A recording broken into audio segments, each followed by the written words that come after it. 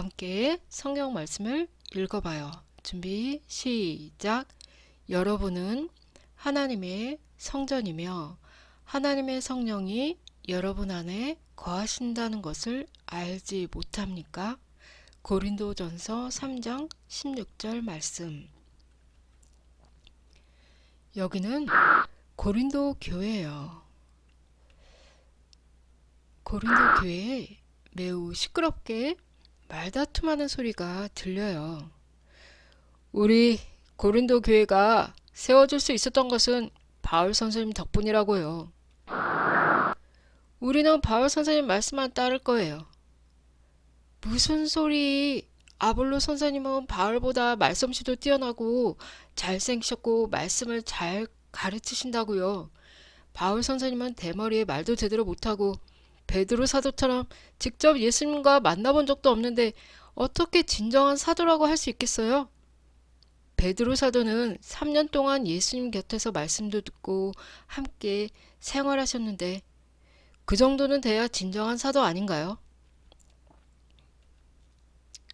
아이고, 고린도 교회에 다니는 교인들은 서로 자신이 존경하는 선생님이 뛰어나다고 자랑하고 상대방이 주장하는 것을 무시했어요.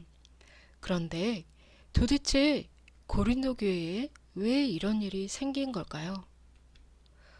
오래전 바울은 바다가 보이는 도시였던 고린도에서 1년 6개월 동안 머물렀어요. 그때 예수님의 십자가에 대한 이야기, 예수님의 부활에 대한 말씀을 고린도 사람들에게 가르쳐 줬어요. 그러자 고린도 지역에 예수님을 믿고 예수님을 따르는 사람들이 늘어나면서 교회가 세워졌지요. 그게 바로 고린도 교회예요. 고린도 교회는 다양한 사람들이 모였어요. 유대인, 이방인, 그리스인, 부유한 귀족, 가난한 사람, 노예, 이렇게 다양한 사람들이 고린도 교회에 모이다 보니 어떤 일이 벌어졌을까요? 서로 생각하는 것이 다르고 경험하는 것도 다르고 배움도 다르니 문제들이 하나둘 생기기 시작했어요. 가장 큰 문제의 원인은 예수님이 보여주신 사랑하는 마음이 서로 부족했어요. 그리고 각자 자신이 생각하는 옛날 습관을 버리지 못하고 예수님을 믿는다 하면서도 여전히 과거의 생각에 사로잡혀 있었기 때문에 다툼이 끊이질 않았어요. 십자가에서 돌아가신 예수님이 다시 부활하셨고 그 예수님이 지금도 우리와 함께 계신다는 기쁜 소식을 전하기 위해 바울은 처먹치는 일을 하면서 지중해 여러 곳을 여행했어요. 그런데 전도 여행을 하고 있던 바울에게 슬픈 편지가 도착했어요. 고린도 교회에 문제가 많이 생겼다는 내용의 편지였어요. 고린도 교회 사람들이 바울파, 아볼로파, 베드로파, 그리스도파로 나뉘어져 서로 다툼이 일어났고 예수님을 따르는 그리스도인답게 살지 못한다는 편지 내용이었어요. 그래서 바울은 고린도 교회에 편지를 쓰기 시작했어요. 그 편지가 오늘날 우리가 가지고 있는 신약성경 중 고린도 전서예요. 바울이 쓴 편지는 고린도 교회 신자들 앞에서 누군가 소리내어 읽어요. 그러면 모든 사람들은 그것을 듣지요. 글을 소리내어 읽는 것을 낭독이라고 해요. 한 사람이 낭독하고 나머지 사람들은 함께 들으면서 그들의 믿음은 점점 자라겠지요. 바울이 고린도 교회에 보낸 편지의 일부를 우리도 한번 낭독해 볼까요? 준비, 시작. 여러분은 하나님의 성전이며 하나님의 성령이 여러분 안에 거하신다는 것을 알지 못합니까? 고린도전서 3장 16절. 알지 못합니까? 이것은 이 앞 문장을 알기를 원한다라는 거죠. 여러분은 하나님의 성전이라는 거고 하나님의 성령이 여러분 안에 거하신다라는 것을 들려주고 싶었어요. 바울은 고린도 교회 교인들 한 사람 한 사람이 하나님의 성전이라고 말했어요. 이건 우리 안함께 어린 여러분 한 명 한 명도 하나님의 성전이라는 뜻이에요. 그런데 어린이 여러분, 성전은 누가 머무는 곳일까요? 바로 하나님이 머무는 곳이에요. 하나님은 예수님을 믿고 예수님을 따르고자 하는 모든 그리스도인 안에 함께 머물러 계세요. 어린이 여러분 안에도 하나님은 머물러 계세요. 바울은 우리 모두는 하나님의 뭐라고 했어요? 우리 모두는 하나님의 성전. 우리는 성전이고 우리 안에 하나님이 머물러 계시고 우리 안에 성령님이 함께 머물러 계세요. 내 안에 하나님이 거하시면 다른 친구 안에도 하나님이 거하시는 거예요. 내 안에 성령님이 계신다면 다른 친구 안에도 성령님이 계세요. 나도 하나님의 성전이고 다른 친구도 하나님의 성전이라고 믿으면 서로 존중하고 배려할 수 있겠지요. 마리아나 스네일핏이라는 물고기가 있어요. 이 하얀 거. 마리아나 스네일핏이 바다 밑 8,000m 아래에서 발견되었는데요. 현재 알려진 물고기 중 가장 깊은 바다에 살고 있는 물고기라고 해요. 제주도에 있는 한라산의 높이가 1947m니까 한라산 높이의 산 4개를 담을 수 있는 아주 깊은 바다에 사는 물고기예요. 그런데 원래 바다 깊이에 내려가면 물의 압력이 더 강해져서 잠수함도 6,500m 아래로 내려가면 찌그러져요. 누르는 힘을 압력이라고 해요. 바다 깊이에 내려가면 물의 압력 때문에 잠수함도 찌그러지고 물고기들이 살 수 없어요. 그런데 이 마리아나 스넬피쉬 물고기는 어떻게 살 수 있을까요? 몸이 강철 같은 단단한 걸로 만들어진 건 아니죠. 보세요.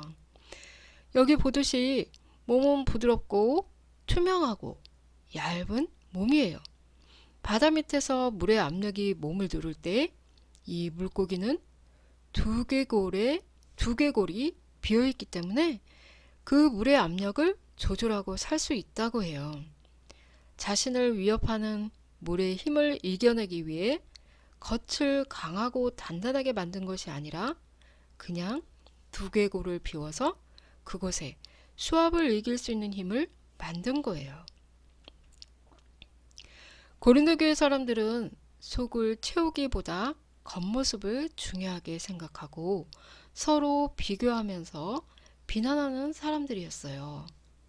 그러니 계속 문제가 생길 수밖에 없겠지요.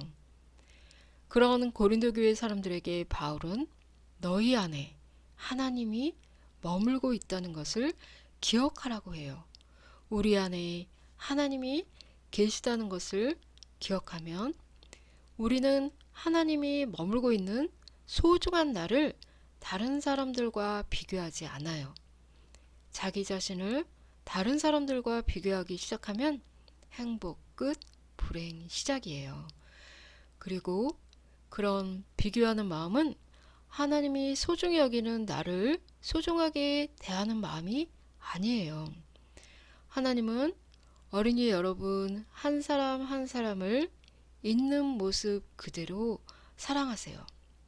공부를 잘해서 사랑하시는 것도 아니고 책을 열심히 읽어서 사랑하는 것도 아니고 얼굴과 몸매가 예뻐서 사랑하시는 것도 아니에요.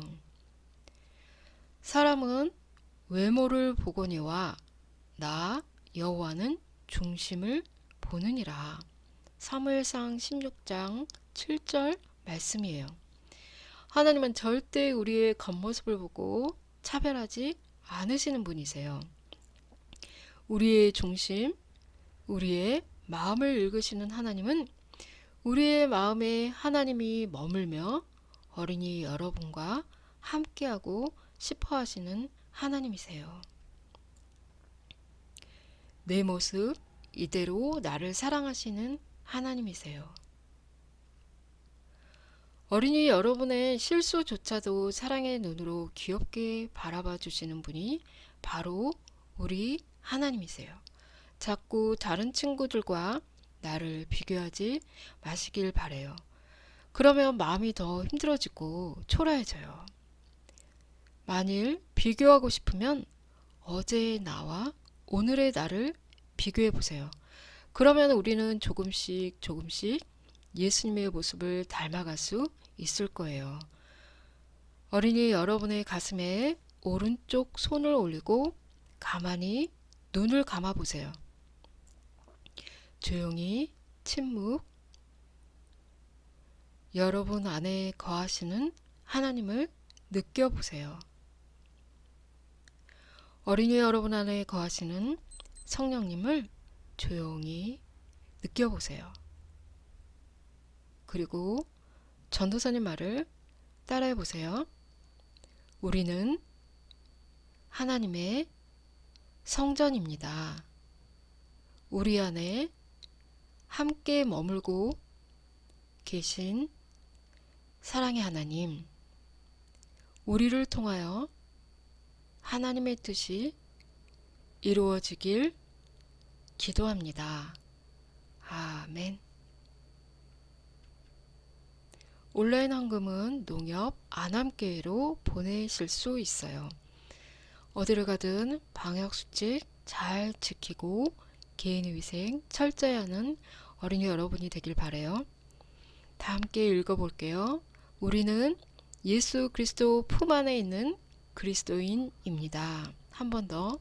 우리는 예수 그리스도 품 안에 있는 그리스도인입니다. 주기도문과 목사님 축도로 오늘 예배를 마칠게요. 한 주도 우리 모두 하나님과 함께 걸어가요.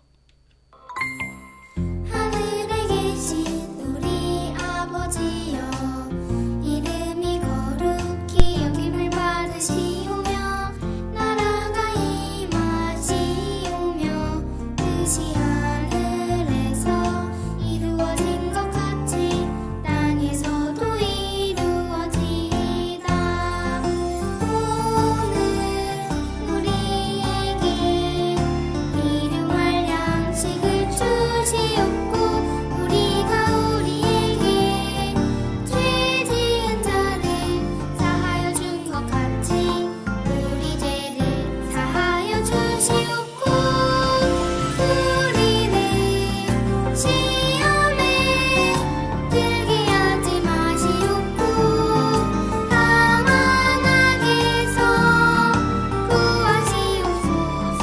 나라와 권세와 영광이 아버지께 영원히 있사옵나이다. 아멘.